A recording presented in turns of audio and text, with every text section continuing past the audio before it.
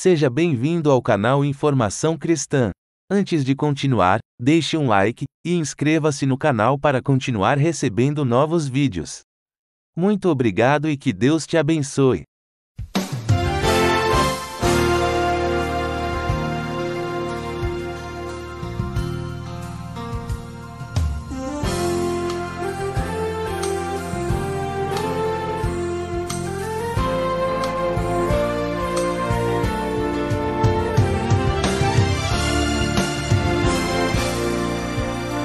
Muitas pessoas têm tido seus sonhos destruídos pela falta de confiança absoluta em Deus.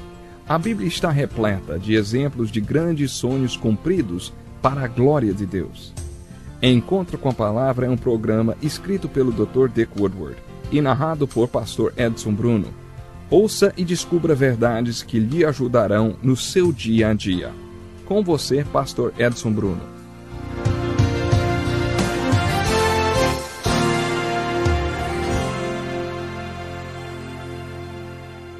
Bem-vindo para mais um estudo da inspirada e santa Palavra de Deus. Esse é um estudo do livro dos livros, a Bíblia, um estudo que se propõe a dar uma introdução e uma visão geral de toda a Bíblia. Começamos no livro de Gênesis e já chegamos aos livros históricos de 1º e 2º Samuel. Nesses livros conhecemos Davi, que foi um homem segundo o coração de Deus e que desejou fortemente fazer toda a vontade de Deus. Vimos esse homem de Deus cair em pecado e por isso sua vida tornou-se um alerta e um exemplo para todos nós. A literatura histórica do Velho Testamento divide-se em 3 classificações. A primeira são os livros históricos alegóricos, Josué, Juízes e Ruth. Os 3 últimos livros históricos são denominados livros históricos pós-cativeiro, Esdras, Neemias e Ester. Entre essas 2 classificações estão os 6 livros históricos conhecidos como livros histórico-literários do reino. Os livros de Samuel, Reis e Crônicas. São esses que estamos estudando agora. Quando estudamos os livros de Samuel, encontramos um dos personagens mais importantes da Bíblia. Há muitos personagens importantes na Bíblia. Quando observamos a quantidade de espaço nas Escrituras dedicada a Davi, percebemos que ele é um desses personagens. Metade do 1º livro de Samuel e todo o 2º livro de Samuel falam sobre esse grande homem. Davi escreveu cerca de metade dos salmos. Esses salmos nos revelam sobre a vida desse grande homem. Considerando-se o número de páginas das Escrituras, que contam a história de Davi, sem dúvida, ele é um dos grandes homens de Deus na Bíblia. Já vimos alguns desses capítulos sobre a vida de Davi. Vimos Davi pastor de ovelhas, conhecemos o Davi músico, o guerreiro, o fugitivo e finalmente o rei Davi, ou seja, o Davi rei. Mas quando chegamos no capítulo 11 de 2 Samuel, vimos que ali começou um período terrível na vida de Davi. A Bíblia descreve em detalhes esse capítulo tenebroso da vida de Davi. Devemos observar atentamente o capítulo Davi o Pecador. Quando estudamos Davi o Pecador, em nosso último estudo, fizemos a seguinte pergunta: como um homem segundo o coração de Deus que realmente desejava fazer toda a vontade de Deus, que realmente era um homem de Deus, pôde cair? Vimos algumas características do pecado de Davi. A Bíblia não tenta esconder nada desse pecado. Davi cometeu o grande pecado do assassinato e do adultério. Davi traiu a lealdade de um grande homem chamado Urias. Ele tomou a esposa de Urias e depois o assassinou. Estudamos esse pecado de Davi e vimos que ele realmente havia pecado. Também vimos a causa do seu pecado. Como esse homem de Deus pôde pecar? Vimos que Davi pecou porque era um homem. Era homem, sim, e não há homem que não peque. Davi pecou porque saiu da vontade de Deus e também porque estava no auge do sucesso, estava vivendo em abundância. Você se lembra de todos esses alertas no livro de Deuteronômio? Quando entrar na terra e estiver em abundância, tome cuidado. É hora de ficar firme no Senhor porque vocês estarão vulneráveis. Davi estava vulnerável porque vivia em abundância. O poder do pecado o derrubou. Apesar do perdão de Deus, vimos também que Davi sofreu as consequências do seu pecado. Quando lemos a história do pecado de Davi em 2 Samuel, dos capítulos 11 ao 18, percebemos principalmente as consequências deles. E à medida que lemos sobre as consequências do pecado de Davi, vemos que nesse período sua grandeza ficou mais clara. Não quero dizer que Davi foi um grande homem porque pecou. É isso que devemos aprender quando estudamos a história do pecado de Davi e suas consequências. Davi mostrou sua grandeza nesse período de sua vida pela maneira como ele lidou com o pecado e como reagiu às consequências dele. Um dos objetivos desse estudo da Bíblia resume-se a uma palavra: correlação. Na introdução do curso disse que um dos meus propósitos, entre outros, era mostrar que os livros da Bíblia se relacionam e como há unidade na Bíblia toda. Uma das coisas mais interessantes do estudo da Bíblia é descobrir como seus livros se correlacionam e como se encaixam. Por exemplo, quando chegamos aos profetas, depois de ter estudado os livros históricos, percebemos que já conhecemos o contexto histórico no qual os profetas viveram, pregaram, sofreram e morreram. A literatura histórica também nos capacita a entender um dos maiores livros da Bíblia, o dos Salmos. Os livros históricos nos dão a perspectiva histórica dos Salmos, especialmente os de Davi. Essa literatura histórica nos fornece informações biográficas sobre Davi que nos ajudam a entender os seus Salmos. Os Salmos de Davi e o livro de 2 Samuel, do capítulo 11 ao 18, se encaixam perfeitamente, não apenas em 2 Samuel, de 11 a 18, mas especialmente nos Salmos escritos durante o período em que Davi sofreu as consequências do seu pecado. Aí percebemos que Davi mostrou a sua grandeza quando reagiu às consequências de seu pecado. Por exemplo, o Salmo 55 foi escrito quando Davi recebeu a notícia de que seu fiel amigo e conselheiro Aitofel aconselhara seu filho Absalão, que havia conquistado Jerusalém, a armar uma tenda no terraço do palácio e violentar todas as mulheres de seu pai, às vistas de todo Israel. Como você se sentiria se soubesse que seu melhor amigo fez o seu filho violentar a sua mulher? Foi nessas circunstâncias que Davi escreveu o Salmo 55. Quando você lê o Salmo 55 sabendo desse cenário, pode então entendê-lo. Lembre-se que nesse mesmo período Davi escreveu o Salmo 23 e disse: O Senhor é o meu pastor, nada me faltará. Guia-me mansamente a águas tranquilas. O meu cálice transborda, não temerei mal algum. O homem que escreveu o Salmo 23 não passou a vida toda sentado ao lado de um riacho, ouvindo suas lindas ovelhinhas brancas berrando bé, bé. Ele não foi um homem livre de problemas, não. Davi tinha problemas terríveis.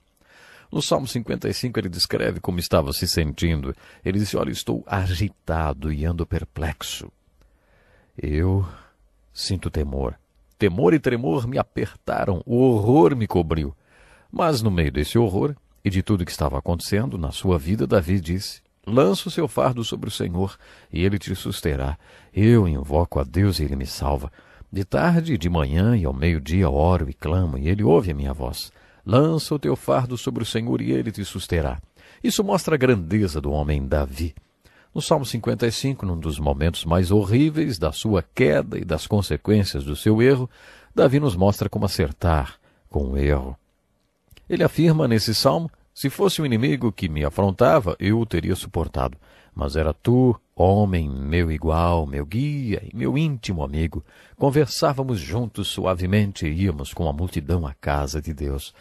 Aitofel tinha sido como um pai para Davi. Quando Davi recebeu a notícia que tinha sido traído pelo homem que lhe era como um pai, e que esse homem planejou aquela atrocidade, ele escreveu o Salmo 55. Em 2 Samuel, dos capítulos 11 a 18, quase no final da narrativa, Absalão conquista Jerusalém, o que força Davi a fugir para o deserto, para onde já tinha fugido quando jovem. Nesse momento, Simei o amaldiçoou. O general de Davi diz: por que amaldiçoaria esse cão morto ao rei, meu senhor? Deixa-me passar e lhe tirarei a cabeça. E Davi respondeu: deixa-o que amaldiçoe, pois o Senhor lhe ordenou. Enquanto Davi saía de Jerusalém, escreveu o Salmo 3, em que ele diz: Senhor, como se têm multiplicado os meus adversários. São muitos os que se levantam contra mim. Muitos dizem da minha alma: não há salvação para ele em Deus. Era isso que Simei dizia enquanto jogava pedras em Davi. Mas Davi diz algo no Salmo 3 que mostra que realmente era um homem de Deus. Mas tu, Senhor, és meu escudo, a minha glória, e o que exaltas a minha cabeça. Com a minha voz clamo ao Senhor, e ele me responde do seu santo monte. Quando Davi pensava no seu passado, lembrava-se dos milagres marcantes que viveu. Olhando para aquelas respostas de oração do passado, Davi tinha a confiança e a fé para confiar em Deus no presente e confiar a Ele o seu futuro. O que Davi fala no Salmo 4 também se encaixa nesse período de sua vida. Davi afirma que o momento é de tensão e angústia e afirma mais ou menos assim: muitas vezes não conseguimos dormir porque temos que tomar uma decisão que envolve fazer o que é correto. Nesse momento da sua vida, no meio da noite, quando não conseguia dormir, ele declarou: oferecerei sacrifícios de justiça e confiarei no Senhor. Farei o que é certo. Todos nós estamos rodeados de pessoas que buscam quem faça o bem, não apenas o que é conveniente. Quando elas veem alguém fazendo o que é correto e justo, não importando quanto isso tenha custado, são abençoadas e estimuladas a buscar a Deus por causa do que testemunharam. No Salmo 4, Davi resolveu oferecer sacrifícios de justiça e colocar sua confiança em Deus. Depois disso, ele teve paz e pôde dormir. Os estudiosos dizem que o Salmo 4 também foi escrito durante esse período em que Davi sofria as consequências do seu pecado. No Salmo 23:3, Davi diz: restaura-me a alma, guia-me pelas veredas da justiça, por amor do seu nome. Depois que o Senhor nos faz deitar e reconhecer que somos ovelhas e Ele é o pastor, nos levantamos outra vez. Tínhamos esquecido quem é o pastor e quem é a ovelha. É nesse momento que precisamos ser restaurados. Quando nos levantamos e assumimos o controle e tentamos fazer o papel de pastor, os pastos verdes ficam queimados, as águas tranquilas tornam-se turbulentas e o cálice que estava transbordante se esvazia. É nesse momento que precisamos ser restaurados. Como Deus nos restaura quando precisamos de restauração? Deus é muito prático. Davi coloca da seguinte forma: restaura minha alma. Como? Guia-me pelas veredas da justiça e retidão, por amor do seu nome. O que você acha que precisamos fazer para vivermos um reavivamento, uma renovação? Para muitas pessoas é necessário ir ao culto da igreja, apertar a mão do pastor e dizer: quero viver um reavivamento. Talvez seja necessário um pouco de oração. Realmente isso está incluído no processo, é muito importante. Mas para dizer a verdade, Deus é bem prático. Preste atenção. Você precisa ser restaurado e é assim que eu gostaria de restaurar você. Ande no caminho da justiça durante alguns anos. À medida que você andar no caminho da justiça, sua alma será restaurada. É isso que vemos na vida de Davi em 2 Samuel, nos capítulos 11 a 18. Davi tinha resolvido fazer o que era certo, tinha resolvido oferecer sacrifícios de justiça e confiar em Deus. Ele tinha se comprometido com Deus e por isso afirmou: andarei no caminho da justiça por amor do seu nome.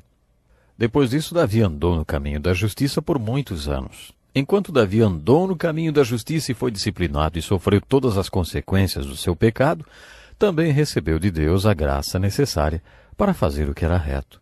Quando Davi respondeu à disciplina de Deus e a todas as consequências do seu pecado, Deus restaurou a sua alma. Davi foi rei durante 40 anos. Depois de 16 anos no reinado, ele pecou.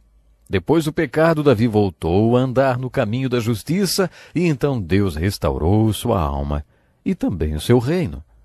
Deus o colocou novamente no trono e Davi então reinou como o melhor rei que Israel já teve por mais de 24 anos. Deus realmente restaurou a alma de Davi quando ele andou no caminho da justiça. Isso nos mostra que o Senhor realmente pode restaurar. Pense nisso. Que lição importantíssima. Obrigado, pastor Edson Bruno. Prezado ouvinte, coloque em prática o que você ouviu aqui. Sem dúvida, sua vida será grandemente abençoada. Este é um estudo escrito pelo Dr. Dick Woodward, na voz do pastor Edson Bruno. Escreva-nos e solicite o material. Nosso endereço é Encontro com a Palavra, Caixa Postal 2011, CEP 89201-970, Joinville, Santa Catarina. Até o nosso próximo Encontro com a Palavra.